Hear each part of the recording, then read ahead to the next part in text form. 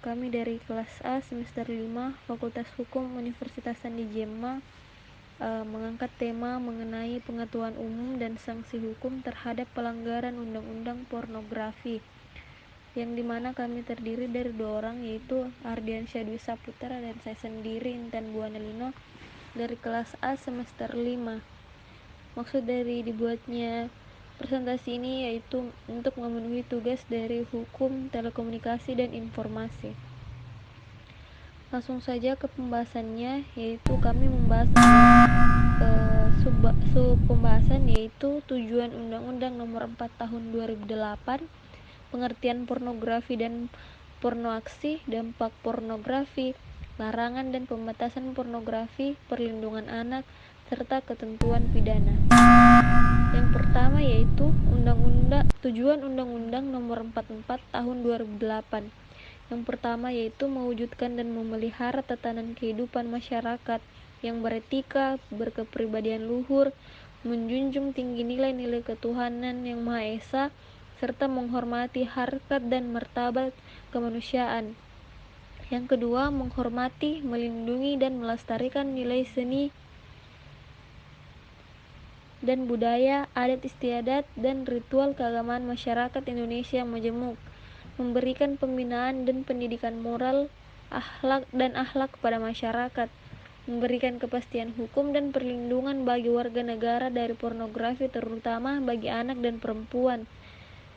Yang kelima, mencegah perkembangan pornografi dan komersialisasi seks. Yang kedua yaitu pengertian mengenai pornografi dan pornoaksi. Pornografi adalah gambar, sketsa, ilustrasi, foto, tulisan, suara, bunyi, gambar bergerak, animasi, kartun, kecakapan, gambar tubuh, atau bentuk pesan lainnya melalui berbagai bentuk media komunikasi dan atau pertunjukan di muka umum yang membuat pencabulan dan eksploitasi seksual yang melanggar norma dan kesusilaan dalam masyarakat.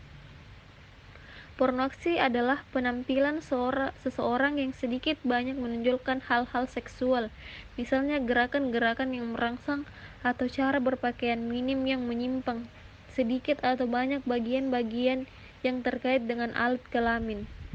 Kriteria pornografi berdasarkan definisi tersebut, maka kriteria pornografi dapat dijelaskan.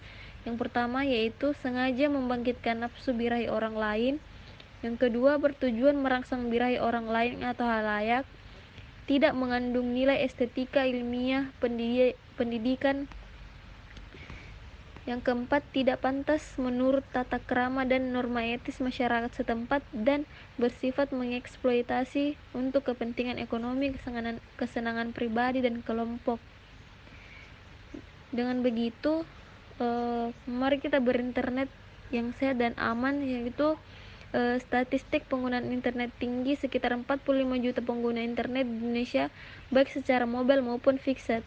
Namun, kalau dirinci dari jumlah tersebut yang betul-betul dipakai untuk kepentingan industri, bisnis, dan government, jumlahnya belum banyak. Pengguna internet 64% adalah anak muda. Internet sehat artinya konten-konten yang diunduh oleh seseorang harus tidak bertentangan dengan norma dan aturan.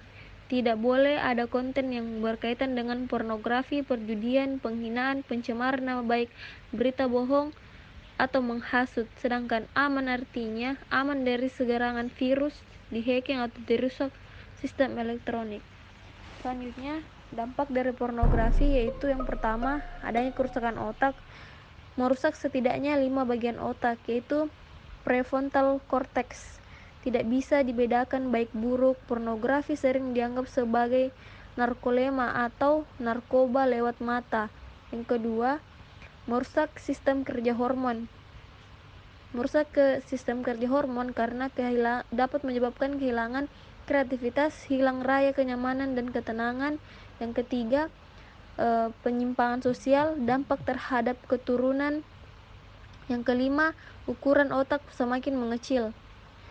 Ciri-ciri pecandu pornografi yaitu bila ditegur dan dibatasi menggunakan telepon genggam atau laptop, akan dengan mudah marah, melawan, berkata kasar, bahkan berkata keji, mulai impulsif, berbohong, emosinya turun naik, malu, tidak pada tempatnya, sulit berinteraksi, jika bicara menghindari kontak mata, menyalahkan orang lain, secara emosional menutup diri, presentasi akademis menurun, main dengan kelompok tertentu, hilang empati, apapun yang diminta harus diperoleh.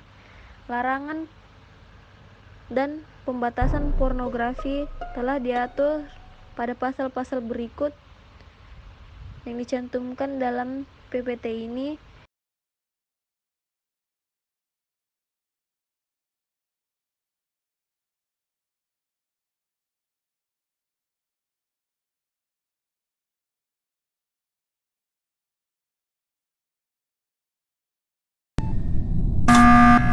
Yang kedua, mengenai perlindungan anak. Anak dalam kasus pornografi, yaitu anak sebagai korban. Salah satu contoh kasus pada video pornografi anak di Jakarta Barat membayar pameran mereka dengan 500.000 per kontennya. Saya tanyakan berapa yang dia dapat. Ini bisa sampai 50.000 katanya. Jadi uang sangat sedikit ya, tapi tidak sebanding dengan resiko yang dia dapatkan, kata Putu dalam siaran langsung akun Instagram @polresjakbar. Selanjutnya, pasal yang mengatur tentang anak dalam kasus pornografi.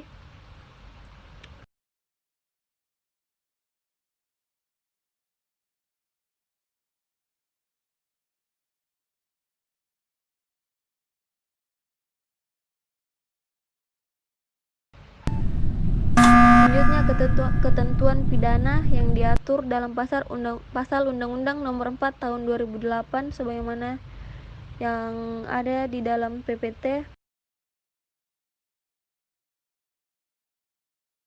Stop penyebaran pornografi dan stop menonton pornografi.